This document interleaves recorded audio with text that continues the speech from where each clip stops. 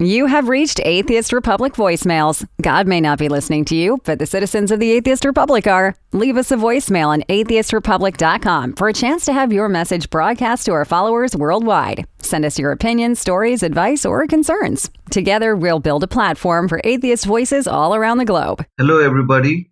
I'm Belief Neopane from the Himalayan country of Nepal. First, I would like to thank Atheist Republic for giving this opportunity to voice our message as an atheist. And secondly, what I would like to do is share some of my experience with you about atheism. When I was 14 years old, I was really bright student, and I had a very religious background. And my grandmother always quarreled with me about logic and explaining things with religion. But I always, in my heart, I always believed in atheist values and beliefs. And secondly, I was in Finland studying environmental engineering for 5 years. And during that time, I was into substance abuse. And in that moment of hallucinations, I saw several pictures of God, and especially belonging to my religion, I saw the God, the incarnation of Sai Baba, with his huge presence when I was using substance. And I would like to ask what might have caused me to hallucinate and find such presence of God when I took the substance. And I don't believe that it's true, because it's all hocus pocus. So I just want to look at through the glasses of substance. And now I'm sober for the last 5 years. I am now currently studying masters in Nepal. And during this period, I have had the opportunity to look into atheism in more detail. Uh, I'm also interested in the subject of death, and what happens to us when we are dying. Actually, my grandmother died just a couple of months ago, like 2 months ago. And in that period, I saw how death actually took place. And it made me more into atheist values, because my grandmother was a devout Hindu, and she believed in Hindu values. But during her death, I think it was the part of the pain. The religion was a part of the pain that she took away with her when she departed. So I believe that religion is doing bad to the people rather than good. And I also had the experience of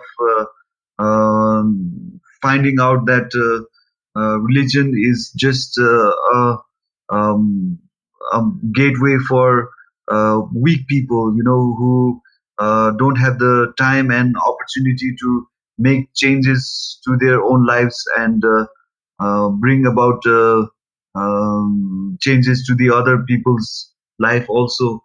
So, what I would like to ask from this podcast is that what should I do to become more atheist and completely forget the religious values that has been that has been injected into me since my birth. And I would like to thank you for giving me this opportunity to voice my message. And I would like to hear from you. Hi, Belief. Thank you so much for sharing your story and perspective on what it's like to be a young teenager growing up in a Hindu household and eventually escaping the indoctrination of your religion and seeing through the facade and becoming an atheist.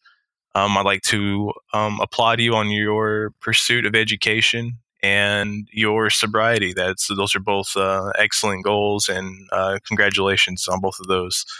I'd like to address your first question as to why you saw Sai Baba in a hallucination. You know what the meaning of that was, and this is just something that I don't really believe that we can derive interpretation from substance induced hallucinations. That's this is a lot of people claim that this is how religions were made. People hallucinate and they write these things down, and it's just not a reliable source of evidence. If it was, then people's hallucinations of purple frogs on their wall and everything else would have some kind of meaning. But I believe the reason that you probably saw Sai Baba in your hallucinations is because him being a Hindu guru and a supposed reincarnation of the Hindu Lord Shiva.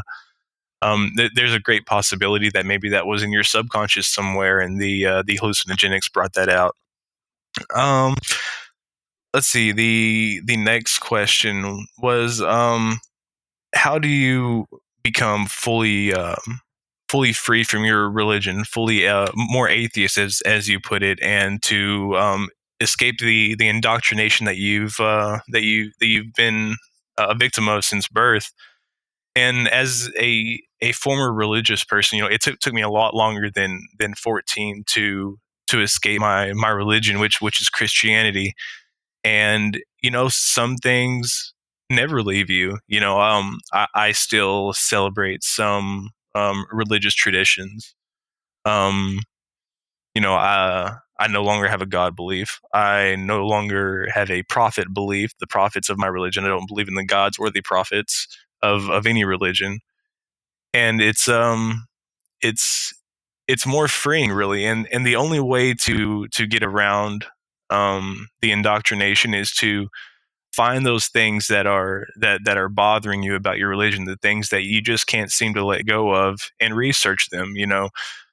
Do a quick Google search, do a real unbiased search of why you believe what you believe, and in the end, you will see, the truth behind it all once you educate yourself. And that's really the only way that anybody can escape the indoctrination of religion, is by educating themselves on their religion. There are many atheists who are ex-Muslim, ex-Christian, ex-Jews that became an atheist by studying their doctrine, by studying the Torah, by studying the Bible, by studying the Quran. And it really opens up people's eyes to the facade of it all. Belief, I'd like to thank you so much for sharing your story with us and asking us those questions. And we really appreciate you being a member of the Atheist Republic. Thank you. Hi, I'm Ria from Tunisia, North Africa. I like the fact that you made this Atheist Republic website. I think I'll join. And that's it. Thanks. My name is Jamie. I was born in the U.S. in Philadelphia, which is a massive melting pot of many cultures and religions. I was born into Judaism. And according to that religion, being Jewish is a birthright. That is to say, one cannot wash it off or decide that someday they are no longer a Jew. The first awakening I had was in temple at 5 years of age, when I realized that all the women sat on one side of the room, separated from the men by a dark curtain which you could not see through. They weren't allowed to speak. And even at that age, I thought, women should not be separate. If anything, they should be held in a place of honor. Because of that and many other experiences, it just didn't feel right. I left the temple, and in time, I began considering myself an atheist. Fast forward to the present. I now live in Lancaster County, Pennsylvania, a place where there is no place for a non-believer. It is a mostly Mennonite and Amish area. I discovered, being here, that there are only 3 things in their minds that make a person worthy of equal treatment and respect. 1 is a devout faith in Jesus. 2, a work ethic that prohibits any real enjoyment of life. And 3, you have children. Many children. Recently, I was employed at a hardware store that was owned by a Mennonite family. Thanks to my dad, I have an old school work ethic, and I pulled more weight in my department than everyone else combined. I was constantly getting kudos from customers for my service and scored higher on secret shops than anyone else. And then my mom passed away. I asked to drop a day and go down to part-time temporarily so that I could take care of her estate. I had to pay bills, clean out an apartment, get lots of stuff sorted out. And using my full-time hiring status as an excuse, I was told that if I couldn't maintain full-time, I was no longer welcome.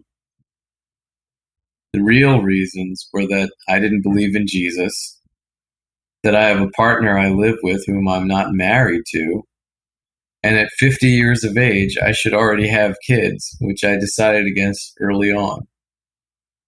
I also made the mistake of mentioning to a coworker that I didn't require a faulty definition of how our planet and the universe came to be in order to feel confident about myself or my place in it. In fact, I rather enjoy the wonderment and mystery of it all. For many of you in other parts of the world, being an atheist puts you in mortal danger. It saddens me to hear your stories. I am thankful that I don't live in fear every day. I just never thought I'd lose a job due to the prejudice and willful ignorance of fundamentalism. Hello. Hello, Athens. I'm Amtangshu Bose from Calcutta, India, and I'm proud to be an atheist. And I am an ex-Muslim. I was born a Hindu and later converted to Islam. And presently, I have left Islam and become an atheist. All thanks is to Atheist Republic. Please consider supporting us by sharing the podcast with your fellow heathens or donating by going to atheistrepublic.com and clicking on support. Subscribe to Atheist Republic voicemails on iTunes, Stitcher, or your favorite podcast app. And please leave us a review.